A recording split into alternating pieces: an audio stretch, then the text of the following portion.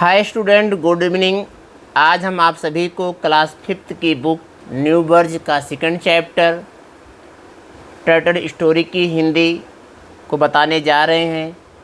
तो चलिए, सबसे पहले यहाँ पर कुछ न्यू वर्ड्स दिए गए हैं, इनकी हिंदी मीनिंग क्या होता है इसको हम जानेंगे।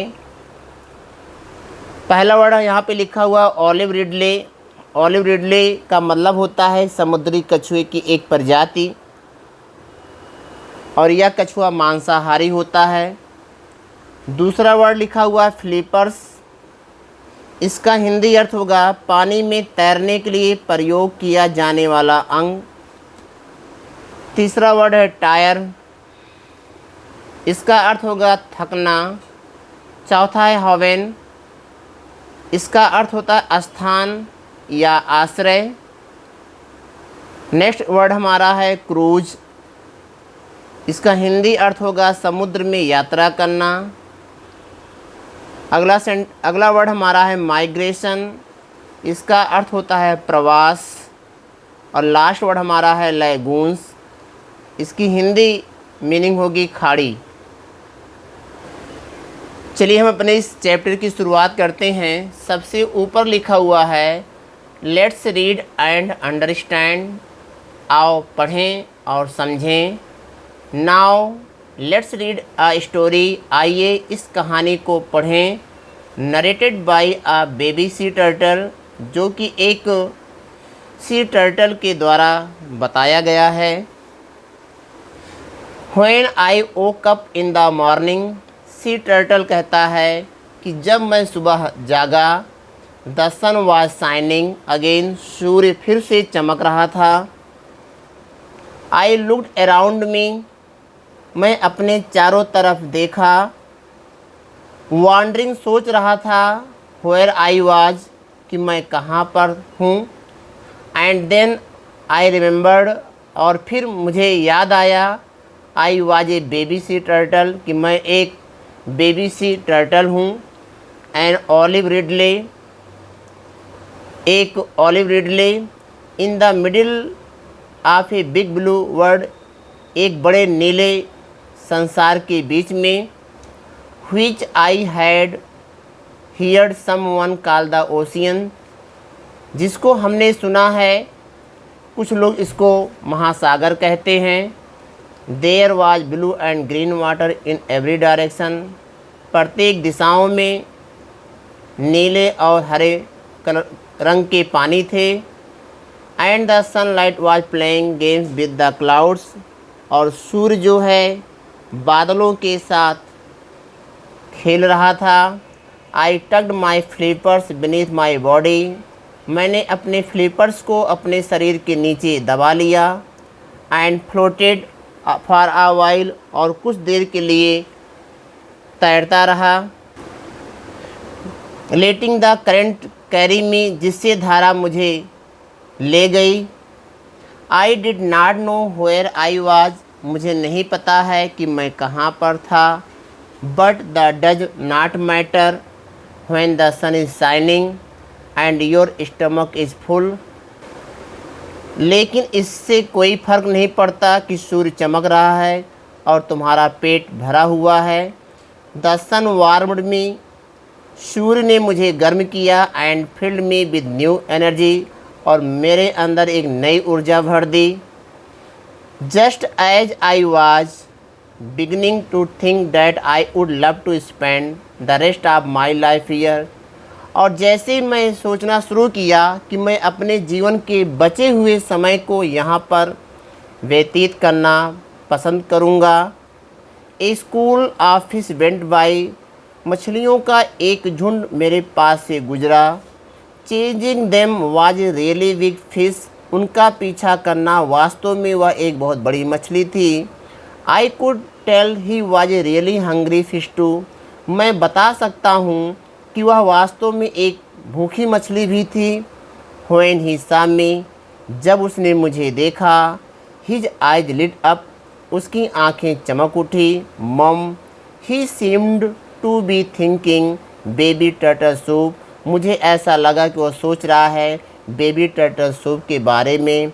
मोमेंट्स लेटर, कुछ क्षणों के बाद, I was swimming as fast as I could, मैं तैरना शुरू किया उतना तेज़ जितना कि मैं तेज़ तैर सकता था। With those big teeth snapping at my little hind flippers, उन बड़े दांतों ने स्नैपिंग झपट रहे थे at my little hind flippers, मेरे छिपे हुए फ्लिपर्स पर। Just when I was beginning to tire, और जैसे ही मैं थकना शुरू किया, आई सा ए सी बीड रैफ्ट, मुझे एक शैवाल का बेड़ा दिखाई पड़ा। A seaweed raft is just that, a floating mass of seaweed and driftwood that travels around the oceans, carried along by the current। एक समुद्री शैवाल बेड़ा ठीक वैसा ही है। समुद्री शैवाल और ड्रिफ्टवुड का एक तैरता हुआ द्रव्यमान जो समुद्र के चारों ओर यात्रा करता है, जिसे वर्तमान द्वारा ले जाया जाता है। On and in the raft are the drifters, all the sea little and not so little creatures that float around the oceans, waiting for something to happen। बेड़ा पर और उसमें ड्रिफ्टर्स हैं, समुद्र के सभी छोटे और छोटे जीव जो समुद्र के चारों ओर तैरते हैं, कुछ होने की प्रतीक्षा कर रहे हैं। Gratefully I slipped into the raft, शुक्र है कि मैं राफ्ट में स्लिप कर गया। I would not leave this safe haven for many years, मैं इस सुरक्षित स्थान को छोड़ूंगा नहीं। Being on the raft was like going on a world cruise, बेड़े पर होना एक विश्व परिभ्रमण पर जाने जैसा था। I enjoyed it very much, मैंने इसका बहुत आनंद लिया।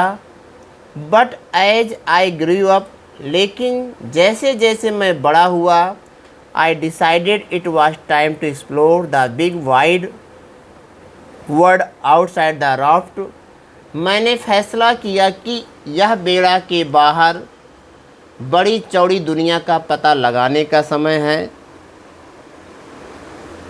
I had heard wonderful things about a place called the reef, मैंने एक स्थान के बारे में सुना था और उस स्थान को रीफ कहते हैं, जो कि बहुत ही सुंदर स्थान है।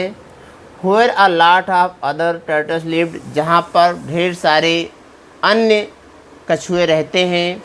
Everyone said the reef was the fairyland of the ocean, प्रत्येक लोग कहते हैं कि रीफ जो है परियों का एक स्थान है समुद्र में। They said it was full of beautiful brightly colored creatures, वे लोग कहते हैं कि यह सुंदर चमकदार रंग बिरंगे जीवों से भरा हुआ है। Both harmless ones like the clown fish and poisonous ones like the scorpion fish, यहाँ पर दोनों प्रकार के मछली हैं। क्लॉन फिश है जो कि हानि रहित है, किसी को नुकसान नहीं पहुँचाती, और एक जहरीली मछली है जिसको स्कॉर्पियन फिश के नाम से जानते हैं। ये दोनों प्रकार के जीव या यहाँ दोनों प्रकार के मछली यहाँ पर रहते हैं। आई wandered how I would find it, मैं आश्चर्य में था, मैं सोच रहा था कि मैं इसे कैसे ढूंढूंगा। ऑल ऑफ सडन, अचानक, इट बिकम वेरी डार्क, अंधकार हो गया। ए ह्यूज शैडो कवर्ड मी, एक बहुत बड़ी छाया ने मुझे ढक लिया। फ्राइटेंड, मैं डर गई। आई लुक्ड अप, मैं ऊपर देखा। Only to see the biggest turtle I had ever seen, यह इतना बड़ा कछुआ था जिसको मैंने पहले बार देखा था। His back was soft and leathery, उसका पीठ मुलायम और चमड़े वाला था। आई स्टेयर्ड, मैं घूर रहा था। A turtle with a soft back, एक कछुआ मुलायम पीठ वाला। All the ones I knew have very hard backs, अभी तक हमने जितने भी कछुओं को देखा था उनके जो हार्ड पीठ थे वो बहुत ही कठोर थे, हार्ड बैक्स थे। द बिग टर्टल काट मी स्टेरिंग, बड़े कछुए ने मुझे घूरते हुए पकड़ लिया। सरप्राइज्ड, आश्चर्य में था। ही ग्रंटेड, वह बुदबुदाया। प्लीजेंटली, खुशीपूर्वक। यू शुड नॉट बी, तुम्हें नहीं होना चाहिए। I am a leatherback turtle, मैं एक लेदर बैक कछुआ हूँ।